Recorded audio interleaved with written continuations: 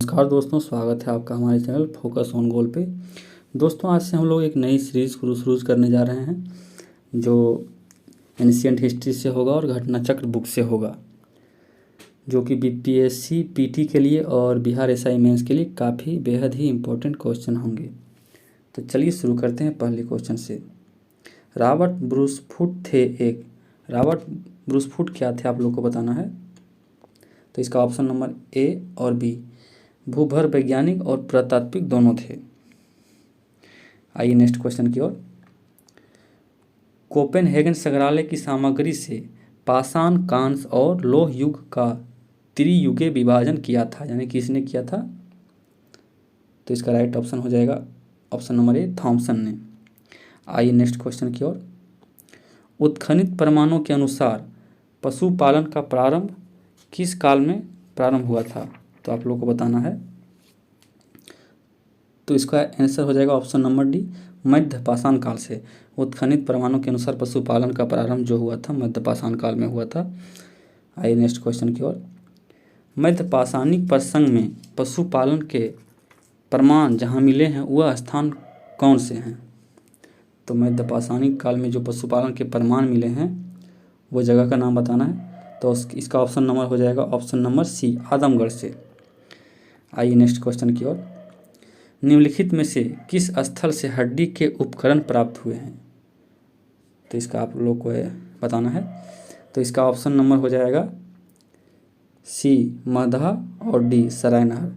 दोनों से प्राप्त हुए हैं हड्डी के उपकरण, तो ध्यान में रखना है, महदहा और सरायनहर से। आइए नेक्स्ट क्वेश्चन की ओर। हड्डी से निर्मित आभूषण भारत में मध्य पाषाण काल के संदर्भ में प्राप्त हुए हैं, जो कि कहाँ से प्राप्त हुए हैं आप लोग को बताना है जगह का नाम।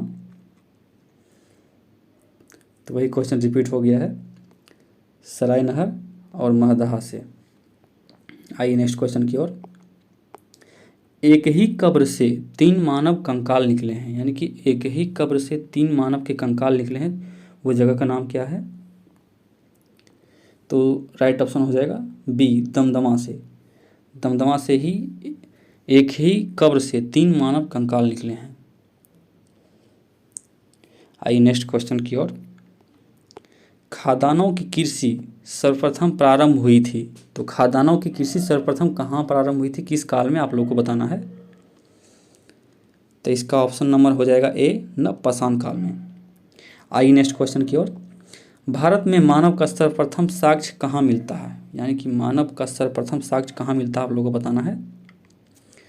तो इसका ऑप्शन नंबर हो जाएगा डी, नर्मदा घाटी से। ये काफ़ी इंपॉर्टेंट क्वेश्चन है, बहुत सारे एग्जाम में पूछा गया है, यूपीपीसीएस में भी देखिए पूछा गया 2006 में। आइए नेक्स्ट क्वेश्चन की ओर। प्रथम मानव जीवाश्म भारत की किस नदी घाटी से प्राप्त हुआ है, तो ये वही क्वेश्चन है, ऑप्शन नंबर सी, नर्मदा घाटी से। आइए नेक्स्ट क्वेश्चन की ओर। मानव द्वारा सर्वप्रथम प्रयुक्त अनाज कौन सा था, यानी कि मानव ने सर्वप्रथम कौन से अनाज का प्रयोग किया था। आगे नीचे देख लीजिए ऑप्शन। तो इसका ऑप्शन नंबर हो जाएगा सी, जौ का पहली बार मानव ने प्रयोग किया था। आइए नेक्स्ट क्वेश्चन की ओर। भारतीय उपमहाद्वीप में कृषि के प्राचीनतम साक्ष्य कहाँ से मिले हैं, तो भारतीय उपमहाद्वीप में कृषि जो लोग करते थे इसका साक्ष्य जो मिला है ऑप्शन नंबर बी, लहौरा देव से। अगर दोस्तों लहौरा देव ऑप्शन में ना रहे तो ऑप्शन नंबर सी, मेहरगढ़ से भी कृषि के प्राचीनतम साक्ष्य मिले हैं, लेकिन पहली बार लहौरा देव से ही मिले हैं। तो इसलिए लहौरा देव जो ऑप्शन में रहे तो लहौरा देव को ही टिक लगाना है। अगर लहौरा देव नहीं रहे तो मेहरगढ़ को टिक लगा देना है। आइए नेक्स्ट क्वेश्चन की ओर। भारतीय उपमहाद्वीप में कृषि के प्राचीनतम साक्ष्य कहाँ से मिले हैं, जैसे हम लोग पहले क्वेश्चन में पढ़े थे लहौरा देव। लहौरा देव यहाँ पे ऑप्शन में नहीं है, तो इसका ऑप्शन नंबर हो जाएगा डी, मेहरगढ़। चलिए नेक्स्ट क्वेश्चन की ओर। भारतीय उपमहाद्वीप में कृषि के प्राचीनतम साक्ष्य कहाँ से मिले हैं, तो वही क्वेश्चन रिपीट हो गया है, ये मेहरगढ़ हो जाएगा। आइए नेक्स्ट क्वेश्चन की ओर। नवपाषाण युग में भारतीय उपमहाद्वीप के उत्तर पश्चिमी क्षेत्र में निम्नलिखित में से किस स्थान पर कृषि के अभ्युदय के प्रारंभिक प्रमाण प्राप्त हुए हैं। तो ऑप्शन नंबर बी मेहरगढ़, यानी कि क्वेश्चन को घुमा के पूछ रहा है, यानी कि क्वेश्चन वही है लेकिन घुमा के पूछ रहा है। आइए नेक्स्ट क्वेश्चन की ओर। भारत में पशुपालन एवं कृषि के प्राचीनतम साक्ष्य प्राप्त हुए हैं, कहाँ से प्राप्त हुए हैं आप लोग को बताना है। Option number D. देख सकते हैं दोस्तों कितना इंपॉर्टेंट क्वेश्चन है, यही क्वेश्चन को लगभग 4 से 5 बार पूछा गया है। तो आइए नेक्स्ट क्वेश्चन की ओर। उस स्थल का नाम बताइए जहाँ से प्राचीनतम स्थायी जीवन के प्रमाण मिले हैं, यानी कि वहाँ पे जीवन के प्रमाण मिले हैं, किस जगह, कौन सा जगह है। तो इसका ऑप्शन नंबर हो जाएगा डी मेहरगढ़ से, यानी कि मेहरगढ़ से अस्थायी जीवन के प्रमाण मिले थे। आइए नेक्स्ट क्वेश्चन की ओर। निम्नलिखित में से किन स्थानों से मध्य पाषाण काल में पशुपालन के प्रमाण मिलते हैं, तो आप लोगों को बताना है पशुपालन के प्रमाण मध्य पाषाण काल में कहाँ से मिलते हैं। तो इसका ऑप्शन नंबर हो जाएगा सी बागोर। बागोर फिलहाल अभी राजस्थान के भीलवाड़ा जिले में पड़ता है, तो इसको आप लोग ध्यान में रखिएगा। आइए नेक्स्ट क्वेश्चन की ओर। निम्नलिखित में से किसको चाल कोलिथिक युग भी कहा जाता है, ये मोस्ट इंपॉर्टेंट क्वेश्चन है। देख सकते हैं दोस्तों ये 44वीं बीपीएससी में पूछा भी गया है और बहुत सारे एग्जाम में पूछा गया है।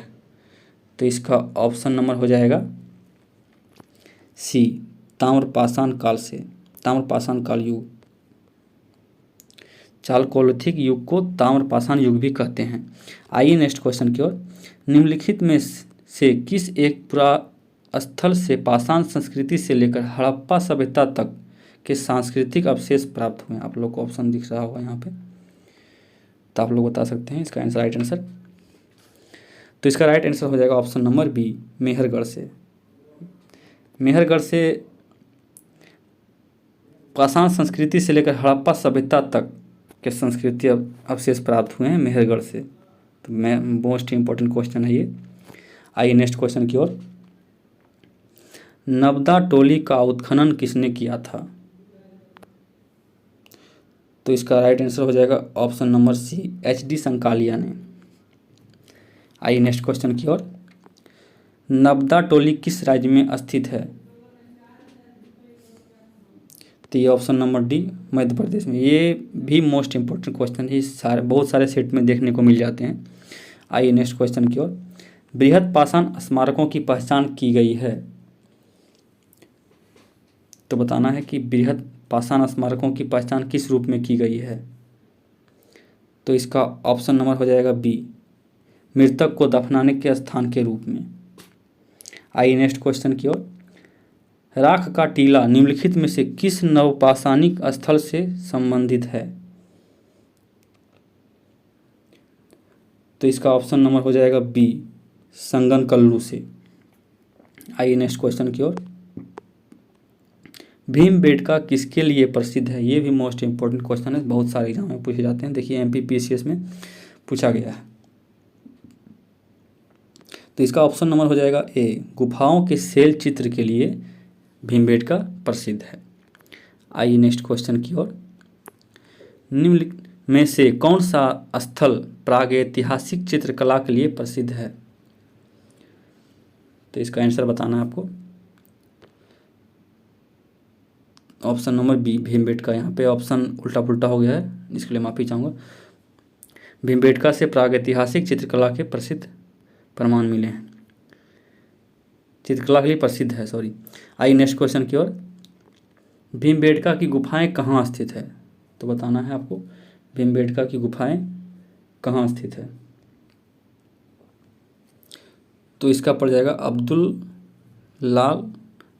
रायसेन, जो कि मध्य प्रदेश में पड़ता है। आइए नेक्स्ट क्वेश्चन की ओर। भारत में किस शिलाश्रय से सर्वाधिक चित्र प्राप्त हुए हैं, तो इसका ऑप्शन नंबर बी भीमबेटका से ही प्राप्त हुए हैं। तो ये मोस्ट इंपॉर्टेंट है भीमबेटका आपके लिए। आइए नेक्स्ट क्वेश्चन की ओर।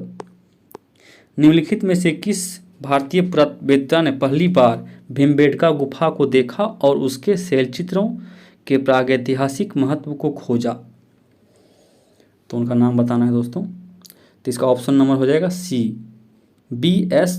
बाकंकर ने पहली बार इसके शैलचित्र गुफाओं को देखा और इसका महत्व खोजा। आइए नेक्स्ट क्वेश्चन की ओर। गैरिक मृदभांड पात्र का नामांकन हुआ था, तो इसका आंसर बताना है कहाँ पे हुआ था, जगह का नाम। तो इसका राइट ऑप्शन हो जाएगा ऑप्शन नंबर ए, हस्तिनापुर में। आइए नेक्स्ट क्वेश्चन की ओर। तामसम काल में महाराष्ट्र के लोग मृतकों को घर के फर्श के नीचे किस तरह रखकर दफनाते थे, आप लोग को इसका बताना है आंसर। तो इसका राइट आंसर हो जाएगा ऑप्शन नंबर ए, उत्तर से दक्षिण की ओर लोगों को दफनाते थे। आइए नेक्स्ट क्वेश्चन की ओर। ताम्रसम काल में महाराष्ट्र के लोग मृतकों को, ये सॉरी दोस्तों रिपीट हो गया है। आइए नेक्स्ट क्वेश्चन की ओर। निम्नलिखित में से किस स्थल से मानव कंकाल के साथ कुत्ते का भी कंकाल का समाधान प्राप्त हुआ, यानी कि मानव के साथ साथ कुत्ते को भी दफना दिया जाता था, तो वो जगह का नाम बताना है। तो इसका राइट ऑप्शन हो जाएगा ऑप्शन नंबर बी, बुर्जहोम से। सॉरी यहाँ भी ऑप्शन उल्टा पुल्टा हो गया है। आइए नेक्स्ट क्वेश्चन की ओर। निम्नलिखित में से किस स्थान पर मानव के साथ कुत्ते को दफनाने का प्रमाण मिला है, फिर से ये क्वेश्चन रिपीट हो गया है। इसका ऑप्शन नंबर ए, बुर्जहोम से, यानी कि बहुत इम्पोर्टेंट क्वेश्चन है, बहुत सारे एग्जामों में पूछे गए हैं। आइए नेक्स्ट क्वेश्चन की और। गर्त आवास के साक्ष्य कहाँ से प्राप्त हुए हैं, तो आप लोग को बताना है गर्त आवास का साक्ष्य कहाँ से प्राप्त हुए हैं।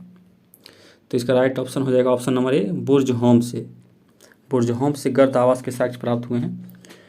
आइए नेक्स्ट क्वेश्चन की ओर।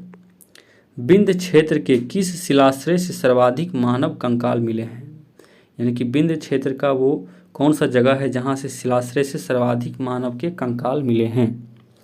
तो इसका राइट ऑप्शन हो जाएगा ऑप्शन नंबर डी, लेखहिया से। आइए नेक्स्ट क्वेश्चन की ओर। नीचे दो कथन दिए गए हैं, एक को अभिकथन तथा दूसरे के कारण आर दिए गए हैं, तो इन दोनों को पढ़िए दोस्तों। विंध्य क्षेत्र के पाषाण युगीन लोगों ने नूतन भूतल काल के अंत में गंगा घाटी में प्रव्रजन किया। इसके बाद कथन में पढ़ते हैं, जलवायु परिवर्तन के कारण इस काल में शुष्कता, उसको इसके बाद बताना है कि कौन सा सही है और कौन सा गलत है, यानी कि या तो दोनों सही है। तो यहाँ पे ऑप्शन नंबर हो जाएगा ए और आर दोनों सही है तथा आर एक का सही व्याकरण करता है।